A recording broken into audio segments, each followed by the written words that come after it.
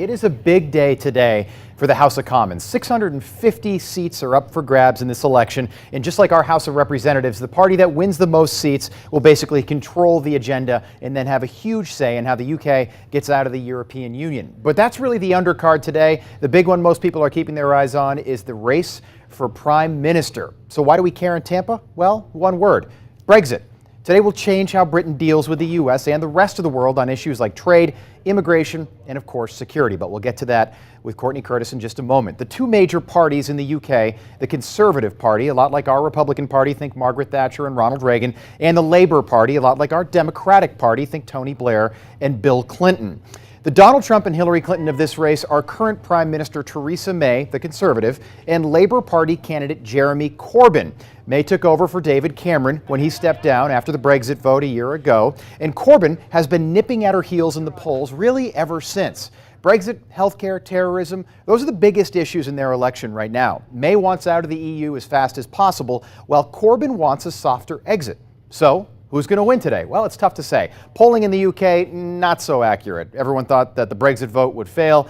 They got that way wrong. And with the recent terrorist attacks in places like London and Manchester, it's really tough to say. Since that time, polls have really tightened. But the big worry today is safety. They're 5 hours ahead of us, Courtney. Yes. And people in London want to make sure, officials in London want to make sure that they can get to those polls as safely as possible. Yes, you and I were chatting about this yesterday. And when you look at headlines regarding this election, security, that is the biggest thing for them. And something that you were educating us on last week, Rob, was that a lot of these police officers in the UK, they're not armed with guns, not like what we are in the United States.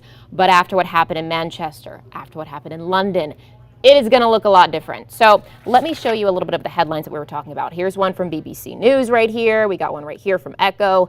People heading to the polls will see armed officers at certain polling stations. Now, not all of them, but a lot of them. And taking out the election altogether, let's just remove that completely. More officers in certain parts of the UK are going to be trained with guns and trained with tasers. And I was looking at Reuters this morning, and they're reporting that Theresa May oversaw a drop of 20,000 officers in England and Wales. And that had people concerned, especially at a time like this. Her opponent, Corbyn, has also been criticized for voting against counterterrorism legislation and has expressed his reservations about police responding to attacks with, quote, shoot to kill tactics. I do have to add, though, Rob, this was before the terrorist attack. So they're speaking in different tunes, singing a different tune this morning, I think, when it comes to that.